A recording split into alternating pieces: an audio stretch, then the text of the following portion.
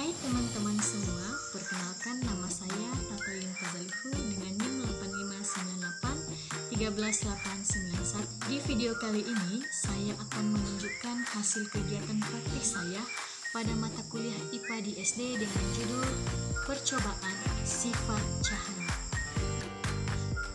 Berikut adalah alat dan bahan yang saya gunakan pada praktik kali ini. Yang pertama yaitu ada cermin, kemudian ada kaset atau CD, kemudian ada senter, aqua botol kosong, botol bedak, kemudian ada gelas berisikan air dan benda, kemudian ada buku atau tabel pengamatan, ada pulpen dan karton. Baik, langsung saja. Yang pertama yaitu sifat pada cahaya adalah dapat merambat lurus. Dapat kita buktikan melalui percobaan sederhana menggunakan senter dan juga karton. Pada percobaan kali ini, kardus yang sudah dilubangi sejajar kemudian disusun dalam satu garis lurus. Ketika cahaya senter diarahkan melalui lubang, maka yang terjadi cahaya hanya dapat terlihat tembus pada posisi yang benar-benar segaris. Hal ini menunjukkan bahwa cahaya tidak membelok, tetapi merambat lurus dari sumber cahayanya. Nah, setelah mengetahui bahwa cahaya dapat merambat lurus, ternyata cahaya juga dapat dipantulkan. Inilah percobaannya. Pada percobaan kali ini, ketika sebuah lampu dinyalakan lalu diarahkan ke kaca, cahaya yang dipancarkan dipantulkan kembali sehingga membentuk bayangan cahaya berbentuk lingkaran yang tampak jelas. Pantulan ini terjadi karena kaca memiliki permukaan yang halus yang mampu melakukan batas cahaya secara teratur.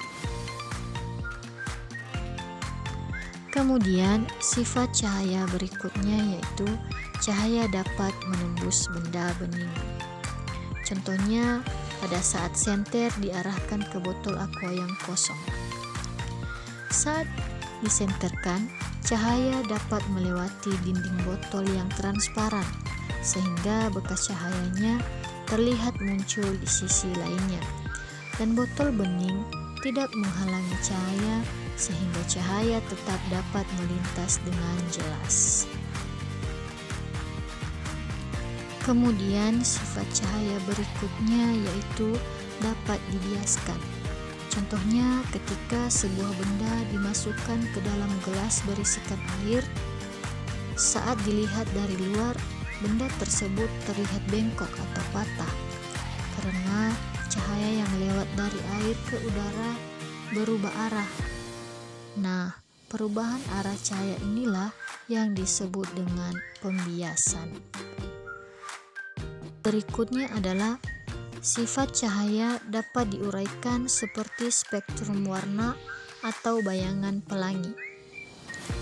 Contohnya ketika cahaya disinari pada permukaan CD atau kaset, maka permukaan CD tersebut berlapis tipis dan dapat memecahkan cahaya putih menjadi berbagai warna, sehingga muncul pola warna seperti pelangi.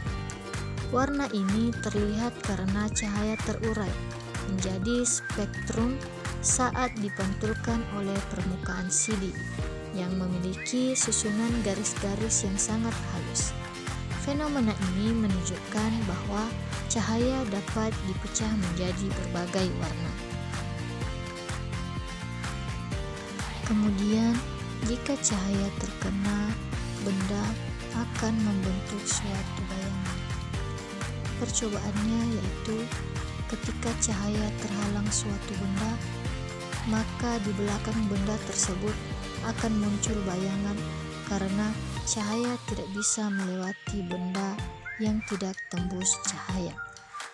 Misalnya, sebuah botol bedak diletakkan di depan sumber cahaya, bagian belakang botol akan terlihat gelap karena terhalang.